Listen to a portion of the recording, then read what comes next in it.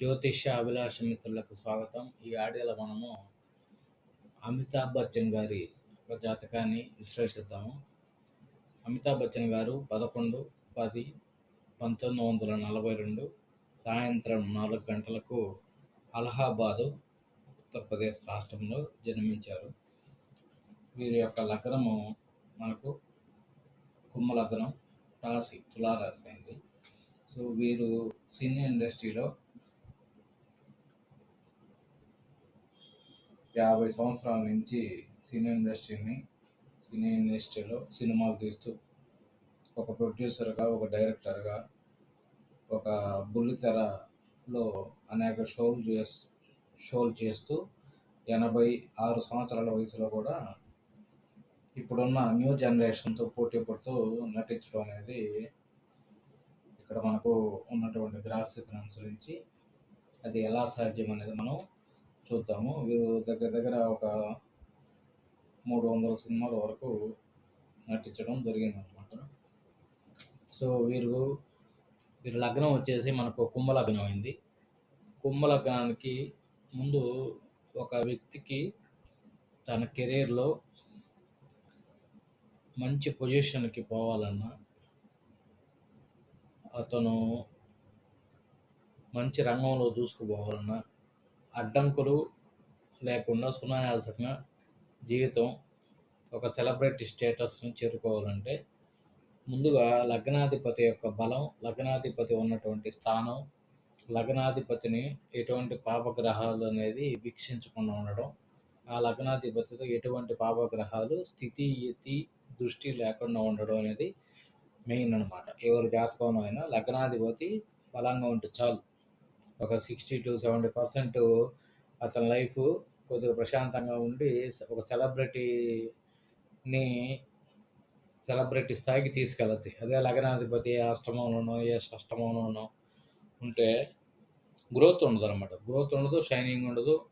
అలాగే కొన్ని రకాల ఇబ్బందులతో పాటు మనకు ధనానికి, జనాకర్షణకి వీటికి ఇబ్బంది కలిగి ఒక నార్మల్ జీవితాన్ని బతకాల్సి వస్తుంది. చాలా సంవత్సరాలు చాలని జీతభత్యాలతో బతుకుతూ ఒక విధమైన లైఫ్ని మిడిల్ క్లాస్ లేకపోతే లోయర్ మిడిల్ క్లాస్ లైఫ్తో లీడ్ చేయాల్సి వస్తుంది. ఒక సెలబ్రిటీ చార్ట్కి మనం ఎదగాలంటే ముందు లగ్నాధిపతికి అత్యంత బలం అవసరం అన్నమాట. సో ఇక్కడ ఈ చార్ట్లో మనకు వచ్చేసి లగ్నాధిపతి, కుంభ లగ్నానికి అధిపతి అయినటువంటి శని భగవానుడు లగ్నం నుంచి ఆయన 4వ ఇంట్లో పడ్డారు. ఆ 4వ ఇల్లు శుక్రుడి క్షేత్రం అనమాట. వృషభానికి సంబంధించినటువంటి హౌస్లో ఆయన పడడం జరిగింది. సో అక్కడ శుక్రుడు కళలకి, సినిమా రంగానికి, ఫ్యాషన్, అందంగా ఉండడానికి, అలాగే మంచి హౌసెస్లో ఉండడానికి, మంచి లగ్జరీ లైఫ్కి, ఎండ వేడిమి తగలకుండా మనిషి బతకడానికి గల కారణమైనటువంటి ఈ శుక్రుడు, అలాగే ఫ్యాషన్, అలాగే మంచి అందమైన భవంతులు, ₹1,00,00,000 పైగా ఉండే కార్లలో తిరిగేటటువంటి తత్వం. సో అటువంటి హౌస్లో పోయి ఆ లగ్నాధిపతి పట్టాడనమాట. సో అది ఈ జాతకానికి అత్యంత అరుదైనటువంటి ప్లేసు. ఈ శని మహారాజు ఇక్కడ ఉన్నటువంటి హౌస్ వృషభ రాశికి సంబంధించినటువంటి హౌస్లో పడడం చేత ఇటువంటి స్థితి కలిగిందనమాట ఆయనకి.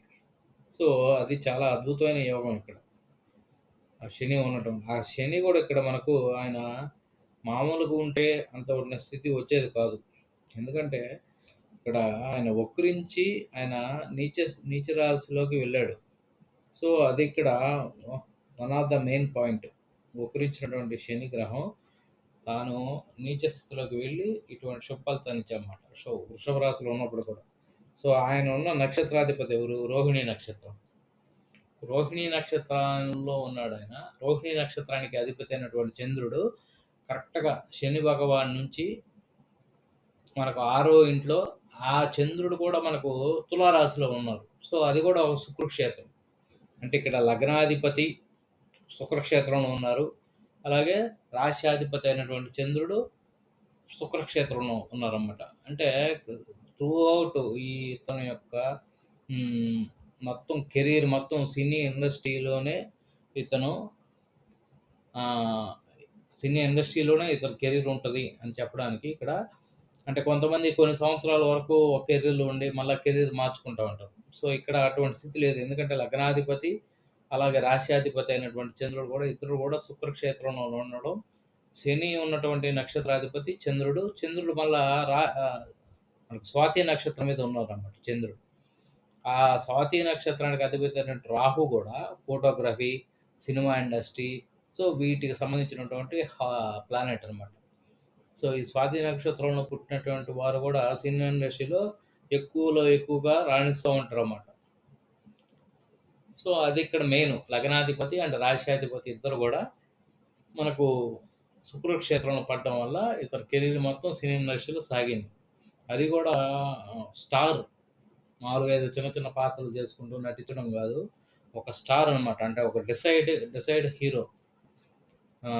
సో, అటువంటి స్థితికి రావడానికి ఈ శని, చంద్రుల యొక్క ప్రధాన కారణం అనమాట. సో, తర్వాత ఇక్కడ మనకు చూసుకుంటే, ఎందుకు సినీ ఇండస్ట్రీలోనే ఇతను ఇంత ప్ర ప్రజాదరణ పొందారు? ఎందుకు మొత్తం ఇండియా మొత్తం గూడా ఇతని పేరు వినిపించడం జరిగింది సినీ ఇండస్ట్రీలో. ఇతను ఒక స్థాయికి ఎందుకు వెళ్లారంటే, మనకు లగ్నం నుంచి సప్తమం పబ్లిక్ హౌస్. పబ్లిక్ అండ్ సొసైటీ అండ్ సినిమా ఇండస్ట్రీ, ప్రజలు దీనికి సంబంధించినటువంటి హౌస్ మనకు సెవెంత్ హౌస్. సో, ఆ సెవెంత్ హౌస్‌కి సంబంధించినటువంటి ఆ సెవెంత్ హౌస్‌లో మనకు షాడో ప్లానెట్ అయినటువంటి రాహు ఉన్నారు.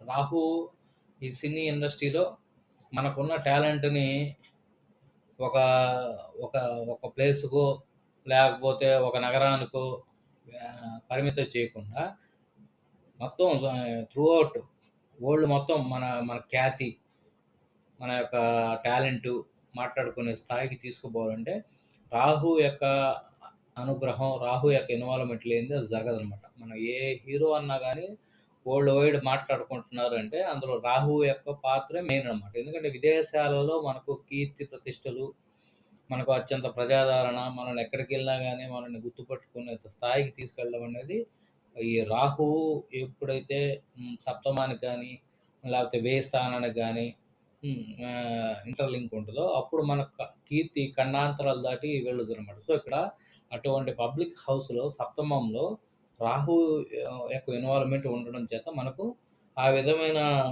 ఖ్యాతి అమితాబ్ బచ్చన్ గారికి జరిగిందనమాట.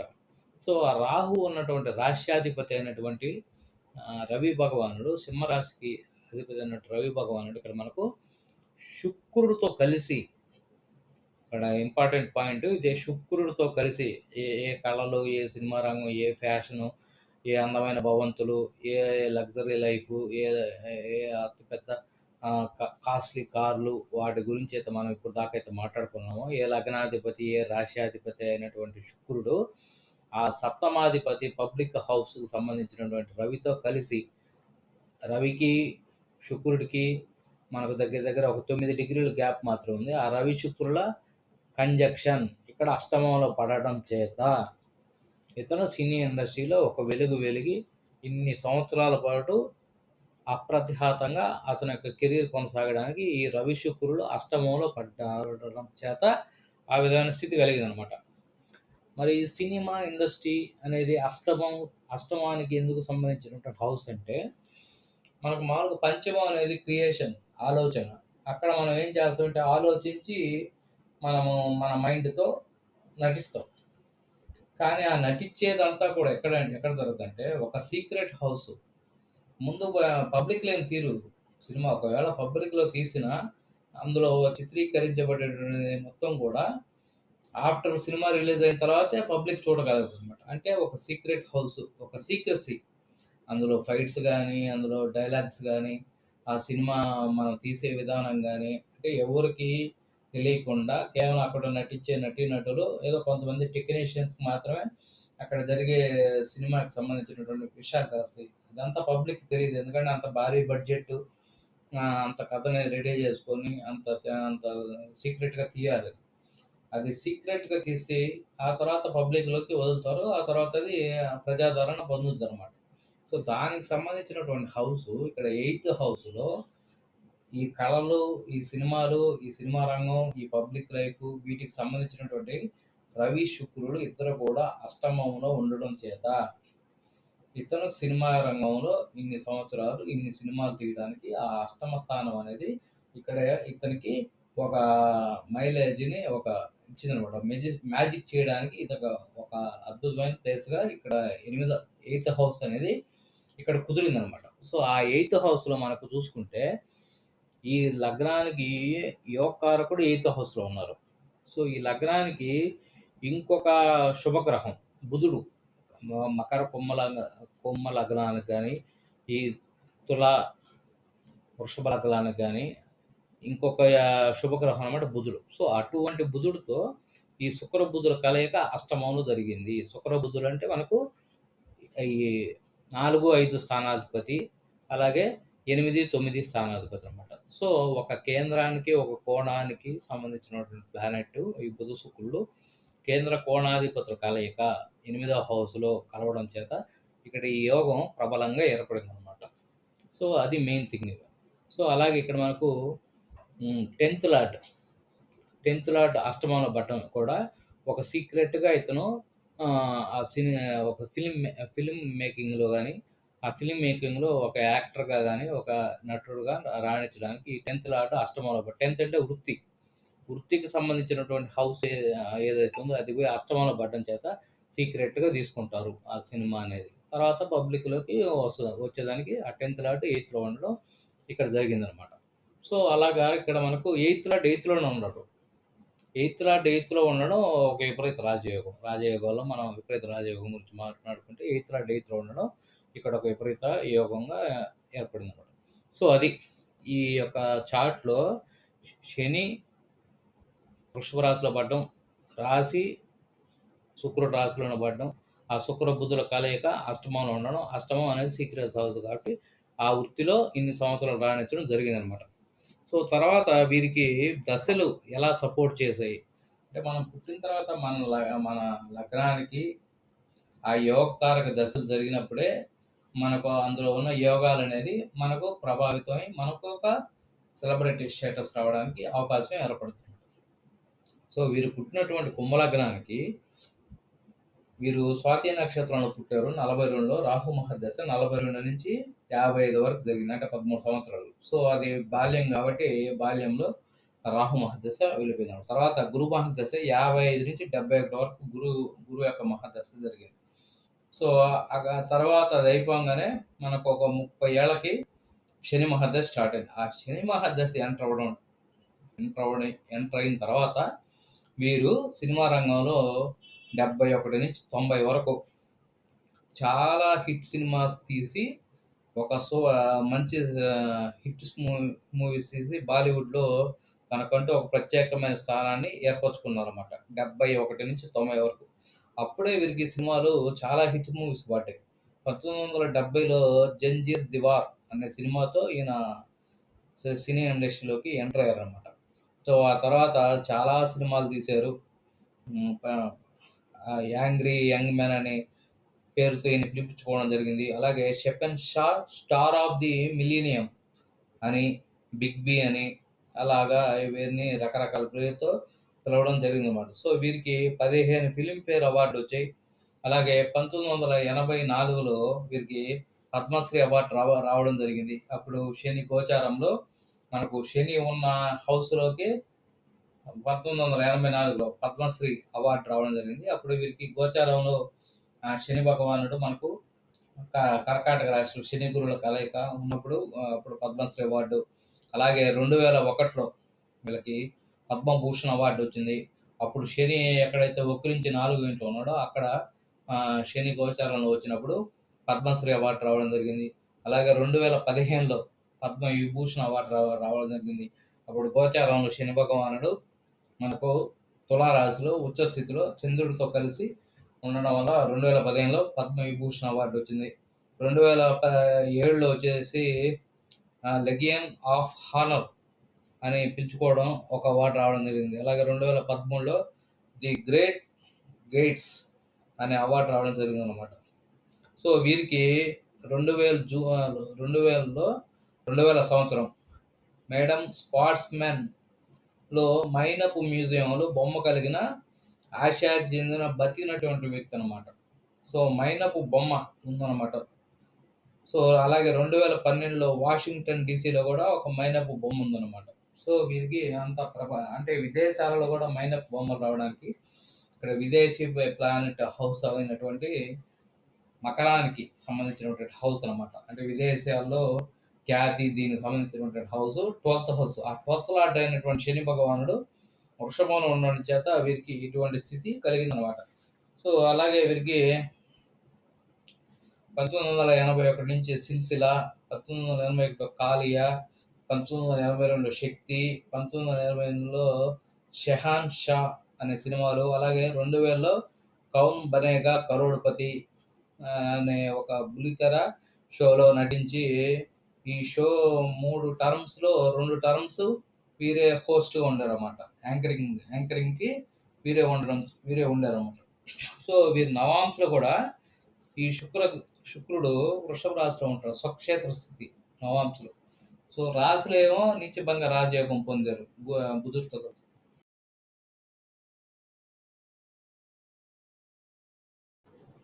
నవాంశలో కూడా ఈ శుక్రుడు స్వక్షేత్ర స్థితి వృషభంలో ఉంటారన్నమాట. అంటే శుక్రుడికి బలం ఏర్పడింది. రాశి చక్రంలో నీచభంగ రాజయోగం పొందడం జరిగిందన్నమాట. బుధుడితో కలిసి ఉన్నాడు కాబట్టి. అలాగే వీరు శుక్రకారకత్వమైన సినిమా రంగంలో అఖండ కీర్తి ప్రతిష్టలు, భోగ జీవితం అనుభవించినటువంటి జాతకం అనమాట. అలాగే వీరికి 2003 సంవత్సరం వరకు కూడా చాలా బాగుందనమాట. ఎందుకంటే శని మహాదశ తర్వాత వీరికి బుధ మహాదశ. సో శుక్రుడు, శని, బుధుడు ఈ కుంభ లగ్నానికి యోగించేటటువంటి ప్లానెట్స్. అలాగే వీరు రాజకీయ రంగంలో కూడా రాణించి డిసెంబర్ 31, 1984 నుంచి జూలై 29, 1987 వరకు పార్లమెంటులో లోక్సభ సభ్యులుగా ఉన్నారు. సో ఆ టైంలో మనకు గోచార శని యొక్క మహాదశ నడుస్తుంది. గోచారంలో వచ్చి మనకు శని మహారాజు సింహరాశి నుంచి మనకు వృశ్చిక రాశిలో సంచరించే కాలంలో వీరు 3 ఇయర్స్ కూడా మనకు పార్లమెంటులో ఎంపీగా ఉండడం జరిగిందనమాట. అది అలహాబాద్ ఉత్తరప్రదేశ్ నియోజకవర్గం నుంచి. అది భారత జాతీయ కాంగ్రెస్ నుంచి వీరు మనకు ఎంపీగా పార్లమెంట్లో ఉండడం జరిగిందనమాట. సో అలాగే వీరు అత్యధిక వసూలు సాధించిన సినిమాల్లో కభీ కభీ, హేరా అక్బరి, దోన్ బారి, అమర్ వంటి వాటిలో నటించారు. సో అవన్నీ కూడా అత్యధిక వసూళ్లు సాధించారన్నమాట. అలాగే సికిందర్, కాలా, పత్తర్, దోస్తానా, లావారిస్, సో అటువంటి సినిమాలు కూడా మంచి హిట్ మూవీస్గా ప్రజాదరణ పొందడం జరిగిందన్నమాట. అలాగే ఆయన్ని 2003లో టైమ్ మ్యాగజైన్ అని ఆయన్ని బాలీవుడ్లో తిరుగులేని గాడ్ ఫాదర్ అని పేర్కొందనమాట 2003లో. అప్పుడు వీరికి బుధ మహాదశ నడుస్తుంది. సో 2003లో శని మనకు గోచారంలో శని ఉక్కరించి ఏ రాశిలో అయితే ఉన్నారో వృషభంలో అదే ఇంట్లో శని ప్రవేశించినప్పుడు వీరికి గాడ్ ఫాదర్ అని పేర్కొనడం జరిగిందనమాట. అలాగే వీరు 1990లో నటనకి విరామం ఇచ్చారు. మళ్ళా 2000లో తిరిగి నటించడం జరిగిందనమాట. సో అప్పుడు కూడా వీరికి అగ్నిపథ్ అనే సినిమాలు తీయడం, ఆ సినిమాలు కూడా ఉత్తమ నటుడుగా అవార్డ్స్ రావడం జరిగిందనమాట. బచ్చన్ తన కెరీర్లో అనేక ప్రశంసలు అందుకున్నాడనమాట. సో 4 చలనచిత్ర అవార్డులు ఇవన్నీ రావడం కూడా జరిగిందనమాట. సో ఈ విధంగా మనకు 1980 నుంచి ఆయనకి 71 నుంచి శని మహాదశ, తర్వాత బుధ మహాదశ, తర్వాత కేతు మహాదశలో కొన్ని ఆర్థిక లావాదేవీల్లో కొన్ని ఆయన డిసప్పాయింట్ అవ్వడం జరిగింది. ఆ తర్వాత మళ్ళా పుంజుకోవడం కూడా జరిగిందనమాట. సో దానికి కూడా కారణం ఇక్కడ 8వ హౌస్‌లో ఈ భాగ్యాధిపతి అయినటువంటి శుక్రుడు 8లో పడడం చేత ఈ ఆర్థికంగా కొద్దిగా ఆయన నష్టాలను చవిచూడాల్సి వచ్చింది. సో అది కూడా కాకుండా వీరికి సప్తమాధిపతి అంటే ద్వితీయ సంతానం అన్నమాట. సో ద్వితీయ సంతానం అయినటువంటి వీరికి అభిషేక్ బచ్చన్ గారు కూడా ఆ సినీ రంగంలో రాణించడానికి కూడా కారణం ఏంటంటే సప్తమాధిపతి అయినటువంటి రవి శుక్రుడితో కలిసి ఉండడం వల్ల, ఆ శుక్రుడు కళలకి సినిమా రంగానికి కారపడవడం వల్ల ఆ యొక్క రెండవ సంతానం అయినటువంటి అభిషేక్ బచ్చన్ గారు కూడా సినీ రంగంలో రాణించడం జరుగుతుందన్నమాట. అలాగే రెండవ కోడలు అనేది లగ్నం నుంచి చూడాలి. ఆ రెండవ కోడలు లగ్నం నుంచి చూసేటప్పుడు ఆ లగ్నాధిపతి అయినటువంటి శని శుక్రుడి ఇంట్లో ఉండడం చేత ఆ ఇంటికి వచ్చే రెండవ కోడలు కూడా సినీ రంగానికి సంబంధించినటువంటి వ్యక్తి అయి ఉంటుంది అనమాట. సో అలాగే అక్కడ లగ్నంలో కేతువు ఉండడం వల్ల ఒక లవ్ మ్యారేజ్ లాంటిది జరిగే అవకాశం కూడా ఉందన్నమాట. అంటే రెండవ సంతానానికి. సో ఆ విధంగా ఇక్కడ మనకు సంతానం కూడా సినీ రంగానికి సంబంధించినటువంటి వ్యక్తులై డాటర్ ఇన్‌లా కూడా సినీ రంగానికి సంబంధించినటువంటి వ్యక్తిగా మనకి ఇక్కడ చార్ట్ అనేది చెప్పడం జరిగిందనమాట.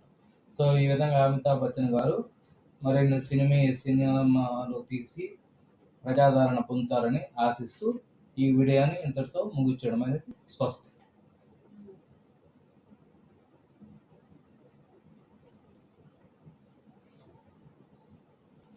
లైక్ చేసి, షేర్ చేసి, సబ్స్క్రైబ్ చేయండి.